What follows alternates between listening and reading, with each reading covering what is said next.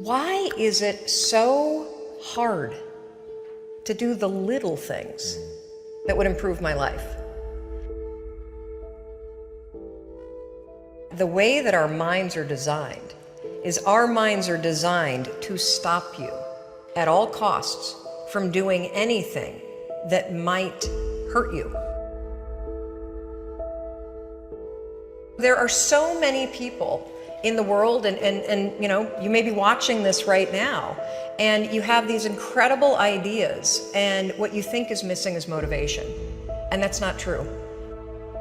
Because the way that our minds are wired, and the fact about human beings, is that we are not designed to do things that are uncomfortable or scary or difficult. Our brains are designed to protect us from those things because our brains are trying to keep us alive. And in order to change, in order to build a business, in order to be the best parent, the best spouse, to do all those things that you know you want to do with your life, with your work, with your dreams, you're going to have to do things that are difficult, uncertain, or scary, which sets up this problem for all of us. The one thing we have in this world is we can't control the events, but we can choose what to focus on, we can choose what things mean, and we can choose what to do. Those three choices, those three decisions really control our life. You can always make a decision. That's always in your control.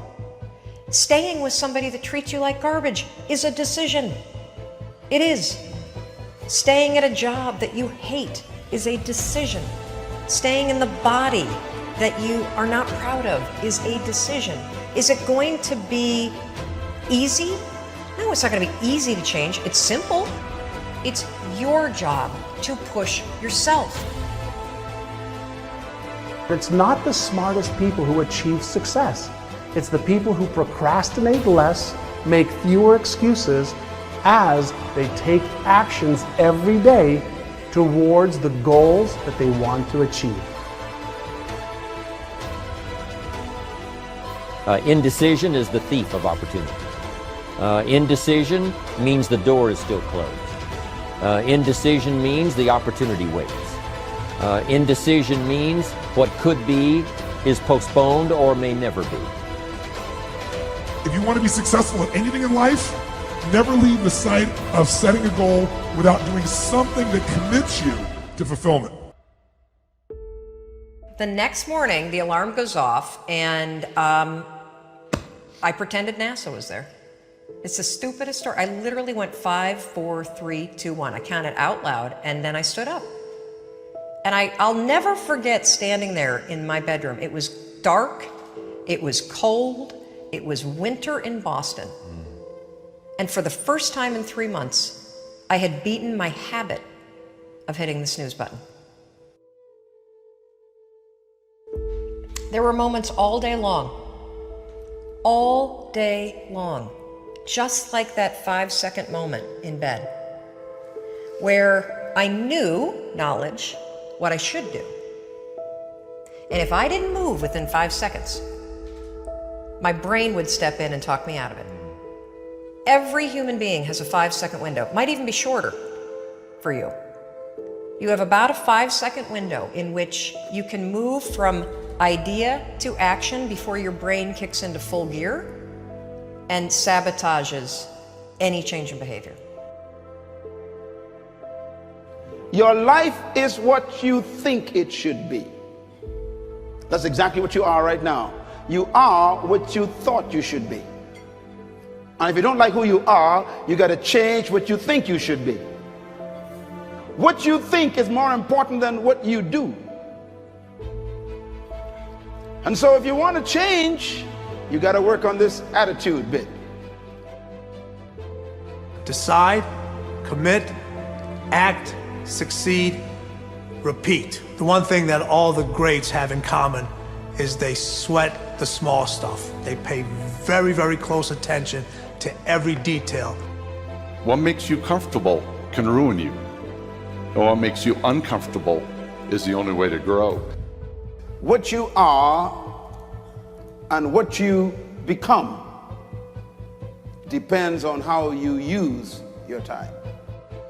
The billionaire and the beggar both have 24 hours every day.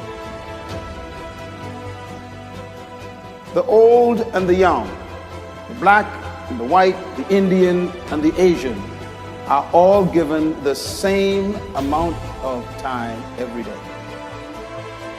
You cannot stop a day. You cannot stop an hour. But you can control how it will be used. Your life comes down to your decisions, and if you change your decisions, you will change everything. When you understand the power of a 5-second decision, and you understand that you always have a choice to go from autopilot to decision maker, everything in your life will change.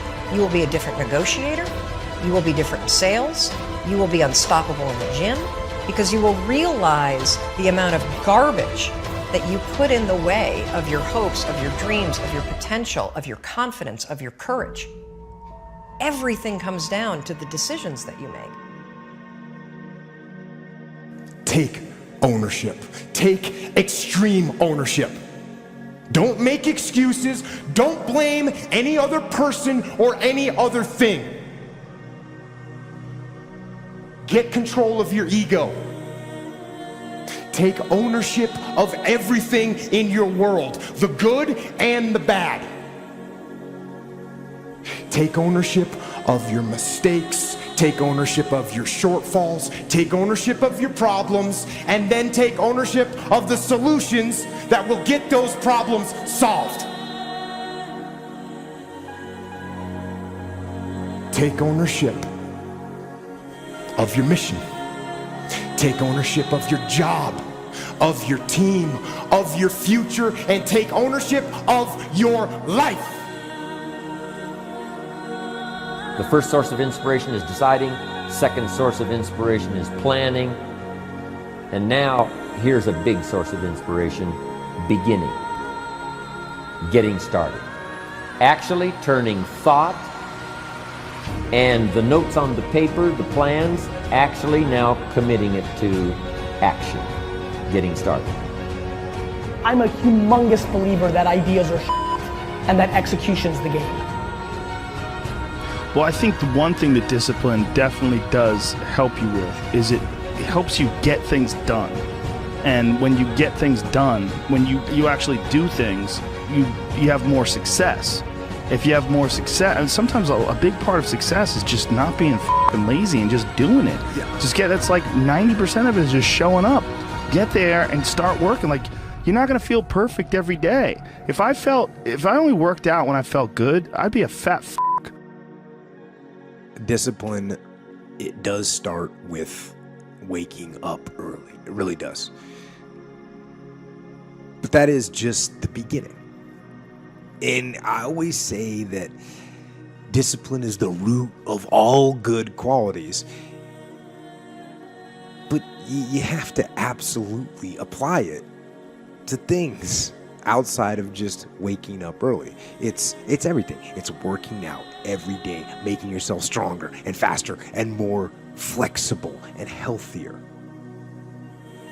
Discipline is eating the right foods to fuel your system.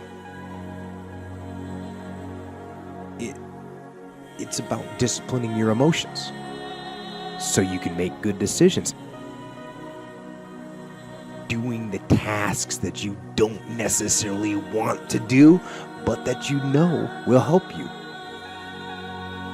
The thing about self-discipline is that it is necessary for everything you do in your life. You have to be self-disciplined. Discipline is not punishment. It's not. If you change your mindset and really focus it on what discipline really is, you start to welcome discipline. You welcome self-discipline into your life.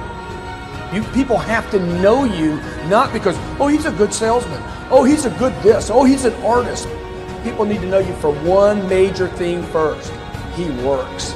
He produces. The guy's there every day. The guy's pushing and shoving. Because the truth is, no matter how good your ideas are, how good your art is, or how good your skill set is, If you're not working, man, if you're not vibrating at a frequency that people say, my God, how does that guy do all that? If you're not vibrating at that rate, if you're not working at that level, you're not going to make it.